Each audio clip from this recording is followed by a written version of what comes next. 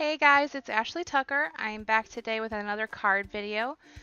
This video is going to be featuring some new products from Mama Elephant. I've got the Dragon Wishes stamp set and the Me and My Dragon stamp set. Okay, now when I first saw these stamp sets, I went crazy. I texted my husband and I was like, look at these stamps, look at them. I thought that they were so cute. Like, come on, look at that dragon. It's so adorable. So I bought them on the day that they came out, and now I'm gonna be looking for any excuse to use them for all my cards. Okay, so for this card, I stamped this little scene with the dragon and the cake, but I didn't manage to get the recording of me stamping this because after I stamped it, I realized I forgot to hit record on my camera. But you can look at it and tell what I did. I stamped the dragon and the flame that are from the Me and My Dragon stamp set, and I stamped the cake that's from the Dragon Wishes stamp set. And of course I used my Misty tool to do all the stamping. For the coloring of this scene, I used my Arteza watercolor markers. I pretty much use those for all my coloring. I don't own any Copics or anything like that. I just have these, and I also have my colored pencils. So I pretty much use colored pencils and these markers for all my coloring. I'd love to eventually get some Copic markers, but that's just not in the budget right now. The paper that I'm using for this is a Bristol Smooth paper, which I will link in the description. And I find it's very important what kind of paper you use when you're using these markers. I've used them on a lot of different kinds of watercolor paper and had very mixed results. And I find that this paper is the one that I have the best results on.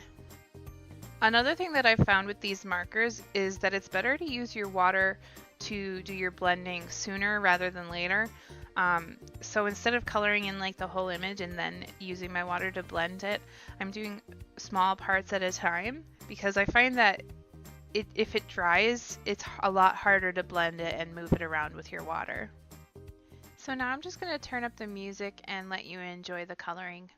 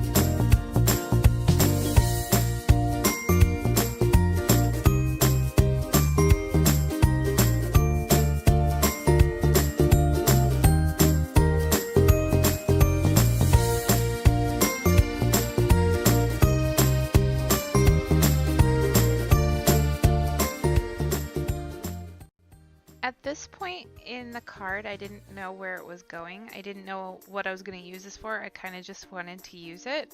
So I did put a shadow under the dragon and the cake. And if I were to make this card again, I probably would have left that out. Also, this part right here, I stamped this little boy and I put him in there because I wanted the little boy to be in the scene, but I didn't use my Misty, and I stamped him, and the stamping did not work out. It was all messed up. So I cut out the dragon and the cake so that I could still use it because I put all that work into the coloring, so I didn't want to just scrap the whole thing. So if I had known I was going to be cutting out these images, I wouldn't have put the shadow in because I would just cut out the images and have no shadow, and I think that would look a little bit better. But it works the way that it is. It works for what I wanted it for. And I'm still really happy with it, even though I had some mistakes happen. I'm really happy with the way that it turned out. I pulled out this piece of red striped patterned paper and I cut it down to size to be my background. I used my ATG gun to glue this onto the paper, and luckily I didn't press it down right away because I kind of messed up the first time, but I was able to lift it back up and move it. Usually that's not something that will be able to happen with this kind of adhesive. If you accidentally put it in the wrong spot, you're pretty much going to have to start over because that paper is going to get ruined trying to pull it back off. So I was pretty lucky in this situation. I put a bunch of foam tape on the back of this little scene and I'm going to pop it up on my background. I picked out a sentiment from the Dragon Wishes stamp set that says, "It's your birthday, light up the candles," and I thought that that went perfectly with this little scene that I've created. The thing about these two stamp sets that I noticed is that they seem like they were made to be used together, so it's really difficult to buy just one of them and not get the other one. I pulled out my Misty tool to stamp the sentiment. I wasn't gonna repeat my last mistake and mess up another stamping, and it just works so well. I love this tool so much. Thinking back, I have no idea why I chose not to use the Misty tool to stamp the little boy. I mean, I had just done all that work on the coloring, and why risk ruining it by not using the Misty tool, right? Lesson learned. I used my trimmer to cut the sentiment. I could have also just used scissors to do this. It's pretty easy to use scissors on a small sentiment like this and get the lines straight enough. So when I was looking at the card at this point, I decided that it needed some clouds in the background.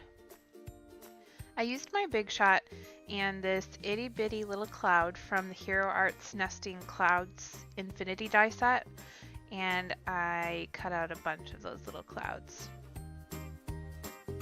I just want to say that the Hero Arts Infinity die sets are all great die sets to have in your crafting supplies. They have this cloud one, and they have a heart one, and a circle one, and an oval one, and one with rectangles, and probably other ones that I'm not thinking of right now. But the great thing is that they are basic dies that you're going to use on tons of different cards, and you get a ton of sizes, so they're really versatile. I wanted to put a border on the sentiment, and I was looking for a piece of black paper to use, but then I saw this navy and I thought that that would look really good with the red on the card, so I just glued my sentiment to that and cut out a small border around it. Next, I have to do what I always do and grab my Wink of Stella to add some sparkle.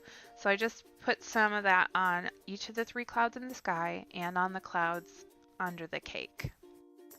Then I decided I wanted to darken the eyes on the dragon, so I pulled out my Micron pen and just darkened the eyes up a little bit. I grabbed my sequins and I pulled out a couple of just plain white ones to go in the background with the clouds. I wanted it to kind of look as if they were clouds like in the very distant background, but obviously they are just sequins. But you see what I'm going for.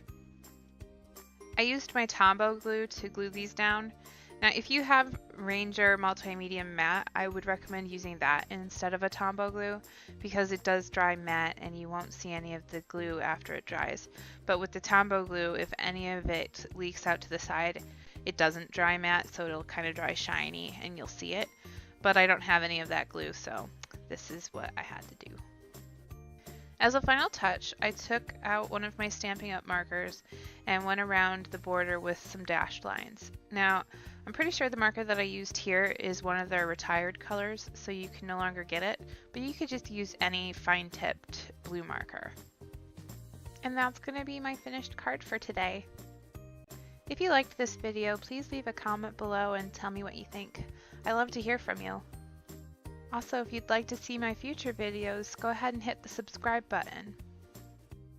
Thank you for watching. I should be back with another video on Monday.